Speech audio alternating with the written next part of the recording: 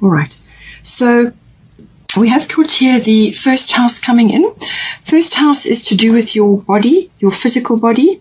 It's also what you're projecting outwards to people at this time. So what they're picking up from you. So this can be your attitude, the direction that you're heading in, your awareness, your awareness of the world. It can also be about awakening to certain things as well. And certainly that's happening to a lot of people at the moment. It's also to do with your outlook and your point of view. Also the direction that you're heading in your life at this time. So, there is a doorway there. It's about your doorway to the world. What direction are you going in? And so it's about your expression and it's your outer self, really. That is what is coming up for you. Now we've got at the bottom Void of Course Moon, and then at the top we've got Irene Peace.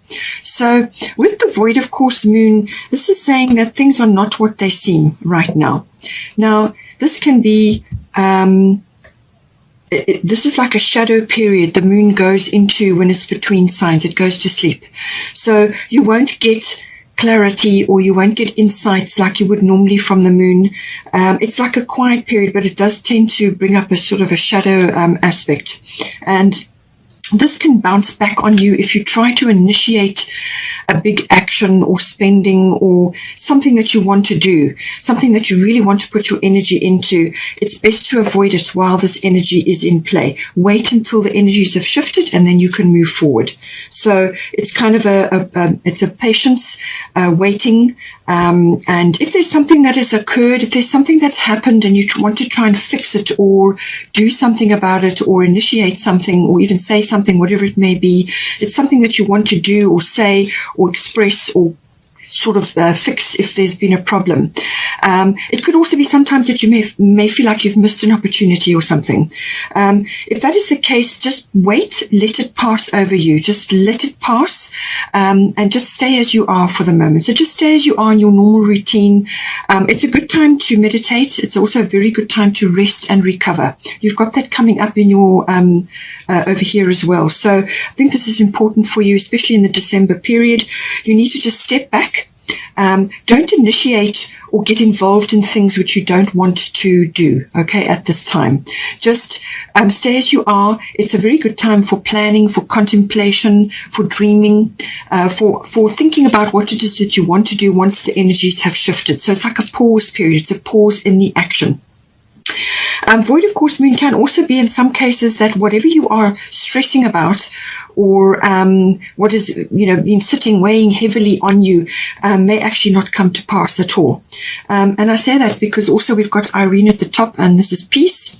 And there is no need to worry as everything is working out beautifully. She's got dolphins in the background. She's holding a baby and she's got a cornucopia of abundance there. So she's saying that whatever you're worrying about or whatever you're trying to initiate, just let it go for now, okay? And stop worrying. Everything is going to be fine. This is a very good time for self-care now. So this is like sea salt baths or swimming in the sea if you can, or sea salt bath rituals, as I said, or drinking lots of water, or just resting, relaxing, going to a spa, or doing rituals or doing activities which are peace enhancing. That is what she's here to tell you. Just to bring that peace into your body, because when you're feeling peaceful within, then there will be peace without. As within, so without. Okay? So come back to that. Do everything you can to enjoy relaxed rest and recovery while this is happening at this time. Now, for things that are coming up that you need to deal with, you can actually just delegate. All right? Green Tara, she says, ask others, including me, to help you instead of trying to do everything by yourself. So this could be anything really, but it's what you're putting your energy into or what you want to put your energy into. She's saying that you need to let go of that. Bring in others to assist you, whether it's family members, friends, anybody who's offering help, but also a service. You may need services to come in to assist you with something, but just try and spread the load, delegating, to whoever's around or whoever can assist you, because this is going to give you this rest time which you desperately need. You need to actually plan it in and set time aside for yourself, for your meditation, for your contemplation and all of that, and peace-enhancing activities, because then you can make really good decisions, and you're going to be making decisions. So rather take time out, plan it in, and get people in to assist you, or whoever is available to assist you. And if you've got family, then farm out tasks. None of us are Superman or Superwoman. We do need to ask for help sometimes, and you can just delegate, as long as you can still be in charge, but as long as someone else is doing what it is that you have requested, then you can plan in some rest time and just let go a little bit, because this is much needed at this time. So ask your spirit team or whoever to assist you to delegate various tasks that you've got at this time. Now, we have got here the 8th house coming in. 8th house is to do with intimate connections between you and your person. So now this is normally a committed relationship, or it could be a business partnership. So if it's a love relationship, then this would normally be like a marriage or some committed partner that you've been with for some time. It covers intimacy issues in there. It also covers sexuality, but it's also to do with the nuts and bolts of that union. How does it fit together? This will involve finance as well. It's emotional and material resources come in under the 8th house. Now, it could be a business partnership. There could be issues around money, or how is that partnership fitting together. The money side of it is also to do with big spending or big money. So this is assets, finance, tax. It can be banking, accounting, investments and insurances. All of those sorts of things come in. It can also be in some cases to do with legacies or inheritance. Now, you could be creating this for your family, or you may be involved in it in some way. The 8th house also deals with things coming up to be dealt with. It can also be to do with, like obsessive things, obsessive behavior, and things that are very deep and they have a long-standing feel to them. So it could be something in your life that's been there a long time, or it could be something to do with cycles in your life that may be changing at this time. It can be about, as I said, sexuality, death, or death issues. Now, this can be not necessarily a physical death, but it can be the death of cycles in your life, or a cycle, or the death, like an ego death. When you're coming into combination with somebody, sometimes certain things have to be let go of. It can also be a birth or rebirth of something. So this can be like a regeneration or a renewal coming up in the 8th house. Now, we've got Scorpio at the bottom. Now, this could very well be to do with the passing of somebody that may be happening in your family. So there may be things coming up to do with that, and maybe that's to do with these like inheritances or legacies and things like that. You may be involved in that. That could very well be coming in for you. And if that is the case, then the unconditional love also will apply. Mary Magdalene, love yourself, others, in every situation, no matter what the outward appearances may be. So this is kind of, you may be involved in family issues around that, or there could be issues unfolding around somebody who may be passing or who will pass. There's lots of ways that this could be coming in. But it could also be the end of a cycle in your life. And that could be attached to somebody. It could be the end of a cycle and the beginning of a new one. Endings and beginnings coming into the 8th house. So it could also be an old way of life, or it could be a financial arrangement that you've had, which is now ending, or you're needing to change it up in some way. It can also be obviously to do with family things, or it could be to do with other things, money matters between you and another. And this is where, again, the unconditional love comes in. Mary Magdalene is always about this. So come back to that when you are faced with a difficult situation where there's like control issues. Scorpio can be about control issues, manipulation, or just like dark energy, which is preventing growth. It's a shadow energy that can come in with this setting. So come back to the unconditional love. Unconditional love is about giving that out and not expecting a return. It's also about having a very positive outlook and being in that frame. And that helps to smooth things over and oil the wheels that need to turn in this house. It could also be that you have other people around you who may be manipulative or controlling in some way, because you have got here the 5 of Spring. So it says here, opposing goals arising from differing opinions, feeling at odds with yourself or others, overly ambitious people. So that may be coming into your 8th house, but it could also be coming into your 9th house, and it's taking its toll on you. All right. So boundaries are going to be important. And it could also be that, with this house, you could have things. The 8th house is ruled by Scorpio. So this is a double whammy coming in here, very strong Scorpio energy. It could be that things are rising up. Now, this could be a secret, or it could be something that has been overlooked, or something that gets found out, or something that gets discovered. That can happen. It could also be somebody releasing something from deep within them that needs to be said or aired or talked about. Now, this could be you, or it could be another person that you're involved with, either a relationship or a partnership or somebody else. If you're involved in handling other people's money, because 8th house can be about handling other people's resources, it could be coming up to do with that.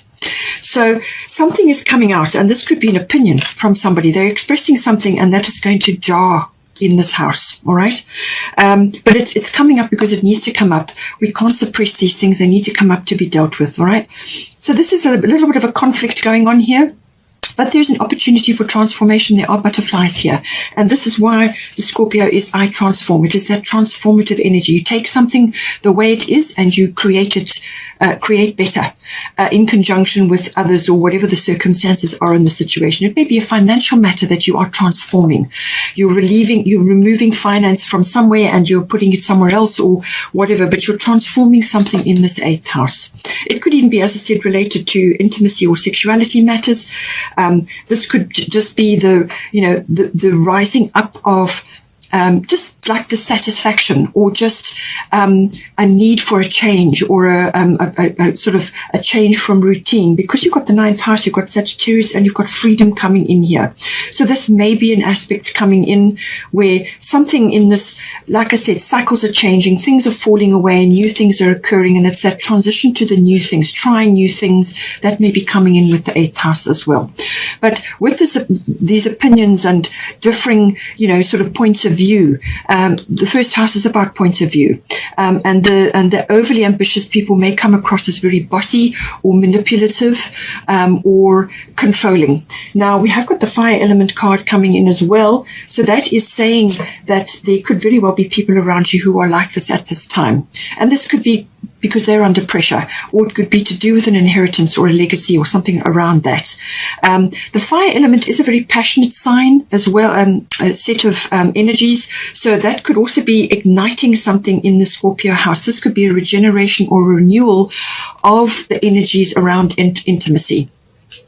But it could also be regeneration and renewal around something else in the 8th house. But this is like a fire has been lit. This is a very enthusiastic go-get-em energy. It's a seek and claim energy. It's a very straightforward, direct, cards on the table, no nonsense kind of an energy. This, you may have to defend yourself, or you may be challenged by something.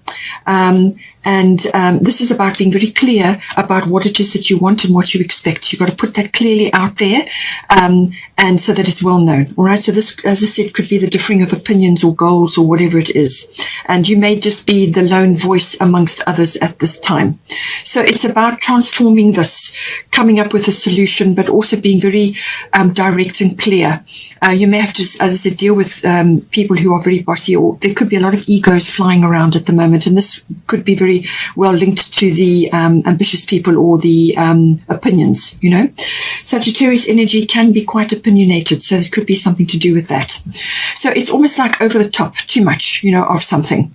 But this is a very energetic energy. It's a very forward motion energy. It's like something gets lit and then you're off. Now, this may come in a bit later because you have got the rest and recovery, and you've got it again here. So I feel this will come in a little bit later, and this could be when the energies shift or some sort of change occurs here, and then you will find this energy and the wherewithal to move ahead with something that needs to be arranged or done or initiated, however it's playing out for you. Now, as I said, come back to the unconditional love. Apply this to yourself as well as to the others involved here. And if you come back from being a combatant, to try and soothe this conflict that is occurring here, then if you come back to unconditional love, but you're in your power and you're standing strong, but with grace, then that will help to smooth things, because then they're not going to feel threatened, you know. So just bear that in mind with this energy. Then we have got the 9th house coming in. So the 9th house can very much be about a variety of things. It can, first of all, be about the law and legal matters. And I feel that that may be coming in here. The law and legal matters, whether you are studying that or whether you're involved in a legal situation or legal matters, that could all be coming in. It's about higher education, so this can be university level, or it can be to do with like adult education, learning. But it's also to do with the sort of quests for the truth, seeking the truth in some way. Now, that could be through journalism, or it could be through the law and the legal system, higher courts, but it could also be through spiritual quests, because the 9th house rules, religion, belief systems, and also philosophy. And it could be that belief systems that you are seeing in the world, or things that you are seeing unfolding in the world, are shaking things up a bit, or they're just exhausting for you right now.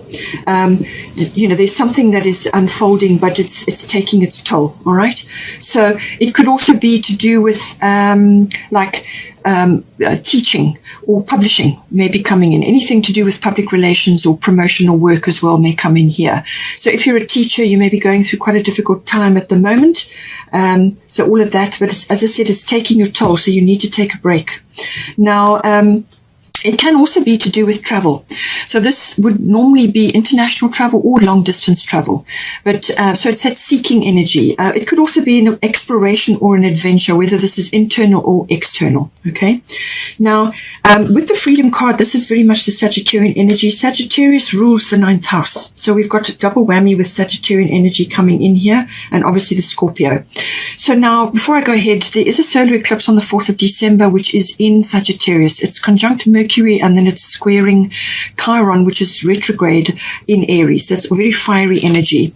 The Chiron is about releasing things from the past, wounds and so on, but also issues from the past, people from the past, or just woundings. But it can also be to do with healing of some sort, and it's retrograde at the moment, so it's fairly intense. But with that Mercury in the mix there, and Sagittarius, which is very expansive energy, I feel that something could be said, or something is released that you are hearing, or you are receiving, or you are giving out. But Mercury is about communication of all kinds. So I feel it could be an expression, and it's going to either heal something from the past, or it's going to flush it out. Okay, so 4th of December. Then we've got Mars currently moving through Scorpio, and it changes into Sagittarius on the 14th of December. So it's 8th of December. Mars will be having a bit of a square with Jupiter, which rules Sagittarius. And so there could be a little bit of a clash of values there going on. And I feel this is going to trigger this house in some way. And then the 14th of December, Mars moves into Sagittarius, very expansive energy, but it could also lead to these inflated opinions or this conflict, as I said, coming in, because Mars is the god of war, all right? It's how you get things done. It's your action energy. So just bear that in mind, and at this time. Then we have underneath in the 9th house still we have Neptune, and then at the top we've got Maeve coming in, and this is about your cycles and your rhythms. As I said, this is about listening to your body and your energy levels, because this, whatever is occurring in the 9th house, and it may be a spillover from the 8th, is going to take its toll on you, on your health. Now, with this Neptune energy, this can also be about toxic things. So you could be taking toxic things into your body at this time. Now, this can be through substances. It can also be, any kind of related to anything, really. Anything you take into your body. And this can also be taking other people's opinions or ideas or the media, taking those things into your body, and that creates toxicity. All right. So be very careful with that, because it's highlighted for you and your health is highlighted. So whatever you're taking in here, whether it's for traveling, or whether it's to do with other people's opinions or whatever's occurring in this ninth house. As I said, don't forget this covers higher level education as well and teaching. Something is taking its toll on your health, all right? So be careful with Neptune. There is also, with Neptune, it can also be that allergies may be rising up in relation to something that you're doing, something that's triggering this, all right? Now, it could be environmental, a toxic environment as well. It could also be toxic people, obviously, or a toxic situation.